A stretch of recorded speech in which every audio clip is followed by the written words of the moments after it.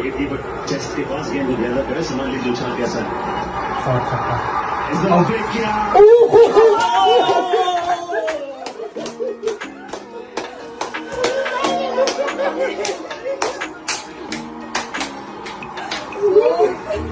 Net लगा लग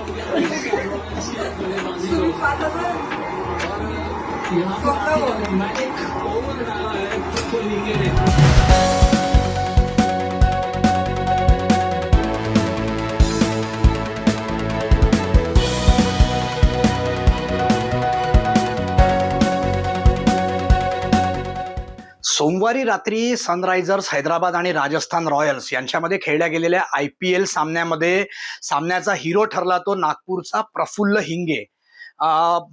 fast bowler असलेला प्रफुल्ल हिंगे हा मूळचा नागपूरकर आहे आणि त्याच्या पदार्पण सामन्यामध्येच त्यांनी पहिल्या ओव्हरमध्ये IPLच्या सामन्याच्या 3 विकेटा घेतल्या. एकूण त्याने 4 विकेटा घेतलेल्या आहे सामन्यामध्ये. पहिल्या ओव्हरमध्येच त्यांनी 3 विकेटा घेतल्या.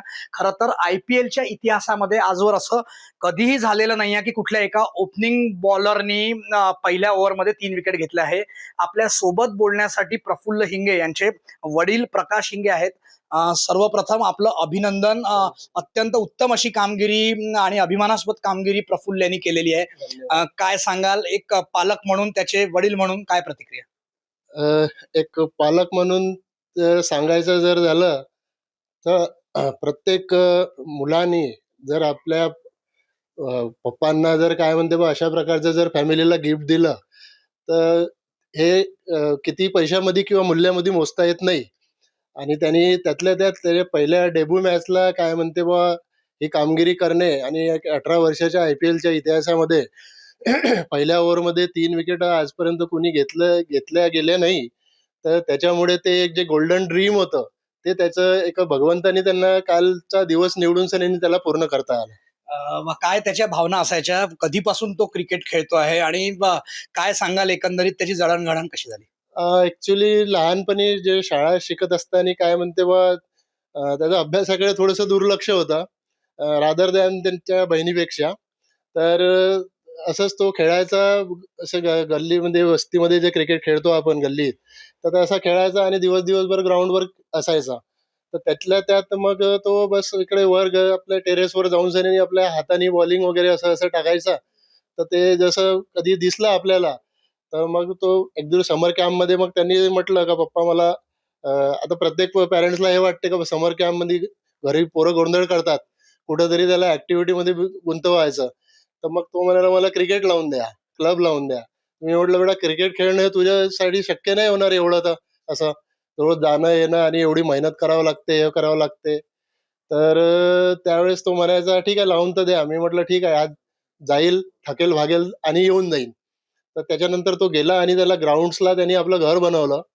मग अजामध्ये दुपारपर्यंत यायचं नाही तर कधी त्यांच्या कोचेसला फोन करायचा, कोचला सुदामे सरांना, तर की बा आहे का बा. तो बोले अभी ग्राउंड झाड़ के नीचे बैठे है, गप्पा गोष्टी कर रहे. मला नाही अभी तक आया नहीं, वो खाना नहीं खाया अभी.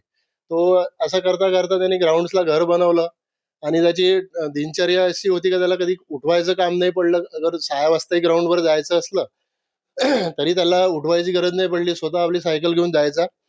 त्यातल्या त्यात मग जसं जसं हळूहळू करता करता करता जसं काही डेव्हलप झालं ते स्किलमध्ये, तर तो एक VCA अंडर 14च्या ट्रायलला मी नेलं होतं त्याला. तर तिथे तो पहिल्या वर्षी फेल झाला होता, म्हणजे रिजेक्ट झाला होता. आता त्यातल्या त्यात त्यांचे जे 1-2 मित्र होते ते तिथे सिलेक्ट झाले होते. तर त्याला काय वाटलं असेल त्यावेळेस त्याची फिलिंग मी जाणवू शकतो आणि त्यांनी जाणवली असेल. त्यातल्या त्यात त्याच्यानंतर त्यांनी इतकं रश मोमेंटवर हार्डशिप केली, मेहनत केली, तर नेक्स्ट इयर मध्ये परत त्याला VCAचा कॉल आला अंडर 16च्या याच्यासाठी ट्रायलसाठी. आणि मग तो गेला. त्याला पण तेव्हा पण मीच गेलो होतो घेऊन. तर त्यावेळेस मी नाव घेऊ इच्छितो त्या व्यक्तीचं, रणजित पराडकर सर होते कोच.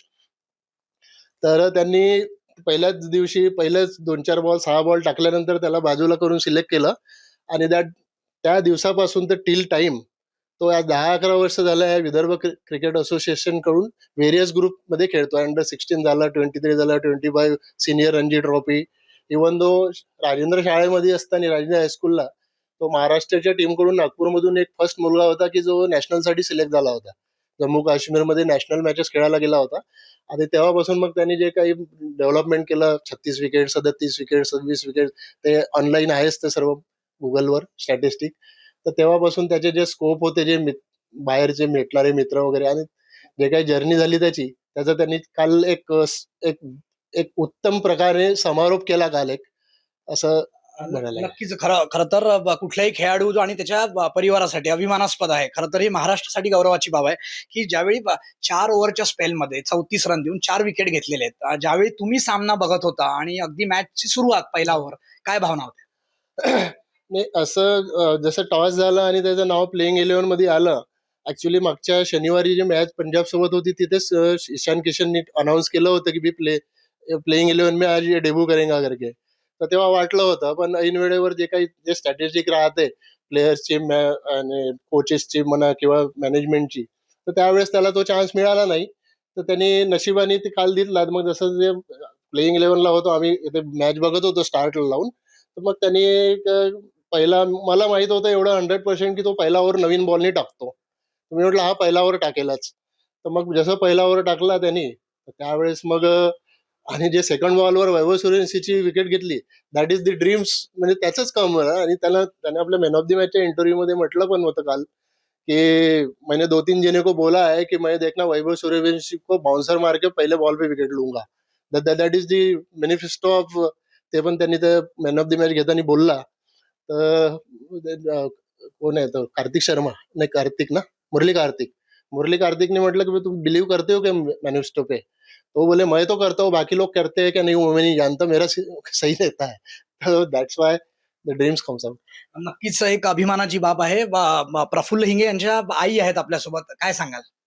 खूप छान वाटलं तो खेळला काल तर.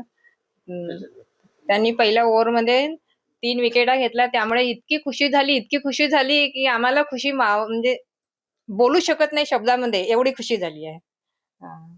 आणि त्याची स्वतःची मेहनत आहे.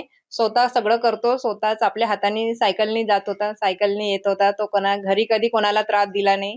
आपल्या मनाने उठायचा, आपल्या मनाने डाएट करायचा, आपल्या मनाने सगळं करायचं. तो आम्हाला कधीच त्रास दिला नाही त्याने, आणि स्वतः सगळं करायचा तो मेहनत करून. अजूनही तो ते लेगेसी जे डाएट प्लॅनिंग वगैरे, जिम जाणे, सकाळी उठणे, त्याला अगर एअरपोर्टवर जर सकाळी 2ची फ्लाईट पकडायची आहे तर तो रात्री 12 वाजताच उठून तयारी करून तो आपल्या बरोबर वेळेच्या नुसार त्यांनी, म्हणजे असं कोणाला त्रास दिल्यासारखं नाहीये त्याला.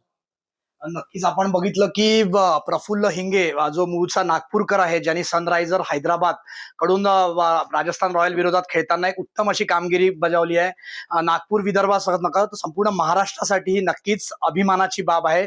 स्वप्नपूर्ती झाली असल्याचं, म्हणजे मुलाचं कौतुक करताना एक स्वप्नपूर्ती झाली असल्याचं मत प्रफुल्ल हिंगे याच्या आई वडिलांनी मुंबई तक सोबत बोलताना व्यक्त केली आहे. योगेश पांडे, नागपूर, मुंबई तक.